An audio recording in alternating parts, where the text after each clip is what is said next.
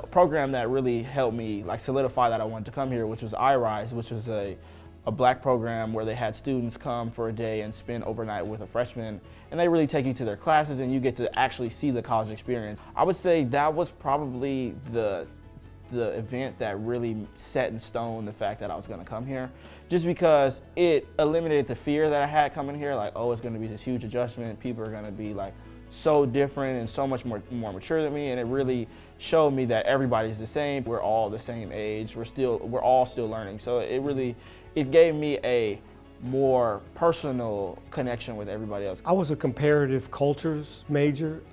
For me, it was an ideal major because I was kind of searching for what I really wanted to do. I was able to take classes that really developed my writing because I was really passionate about writing. The other thing is that working for a global company for 31 years, being a comparative cultures major helped me understand and appreciate other cultures. And I think that's the beauty about UCI now. As you said, there's so many different cultures represented at this university. I mean, this university is really symbolic of the world. And the thing I always tell people, and I told you this when you were thinking about college, is that, you know, I met my best friends in life at UCI. So I went to college here at UCI many years ago, and I double majored in art history and studio art. And now I write about and research and talk to Black artists. And so that's really the thrust of my research.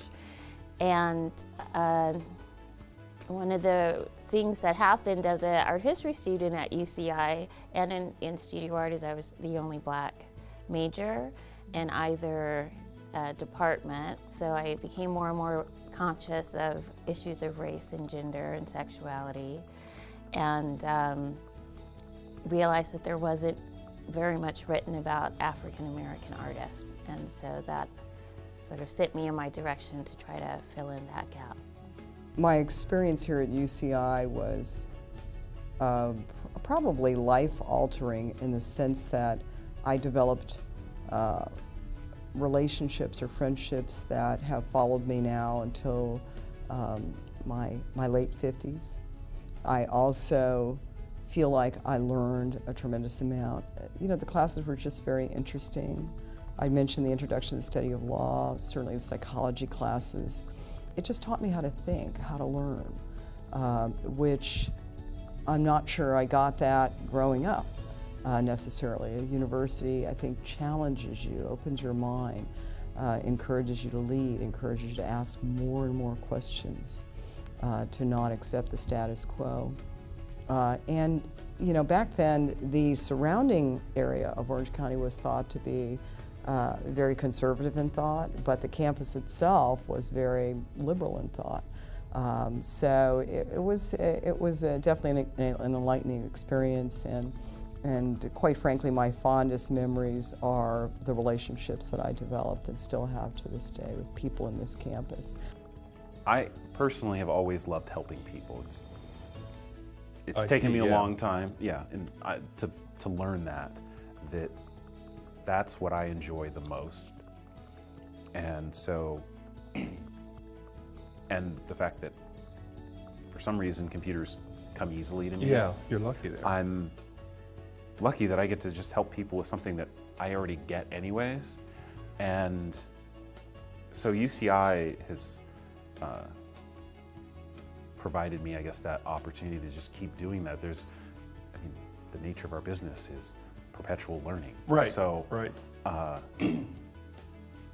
Even though for me, it's just fun, I get to learn new stuff about computers and then show somebody what I learned. But there's always something more to learn here. Always something more to learn, always. One thing too was a little bit of a microcosm, because I remember in '73 when I got here, and in the '70s when Roots came out. And the culture here, because this was behind the orange curtain, is that folk here didn't have a lot of exposure to African Americans. And there were maybe, 200 of us here? And while we were all centralized, and so when the fros were out, there were days when we would have our hair braided or plaited, and because we had to get ready for nighttime, right? And so there were folks here who just didn't know. their exposure to black culture or African American culture was pretty much a lot like it is now, based on what they see images in TV. So to see an educated black man or an educated black woman around here was very different. And the effort to try to fit in, because I remember distinctly people seeing us with our hair braided during the day and thinking, oh, did you get it cut like that? It looks nice. Trying to be complimentary because you just don't know. And then 3 hours later, seeing you with the fro just kind of all blown out, getting ready for the party at night, and the perplexing look that was on people's faces just because they didn't know. So for me, it became a place and really solidified stuff as an educator, right? So yeah, you can be one of few, but being an educator says that these people need to know as well, that there is some difference out here. And so that was a prime opportunity, and another purpose for me here is that this is a community of people that need to know that there are some, non-TV image African Americans that are well educated, that are articulate, that have a purpose, that have vision, that have goals and dreams, and are pursuing them just like you. Well, and that's the, those recollections, I think, of stories are really part and parcel and characteristic of UCI as a community and a campus.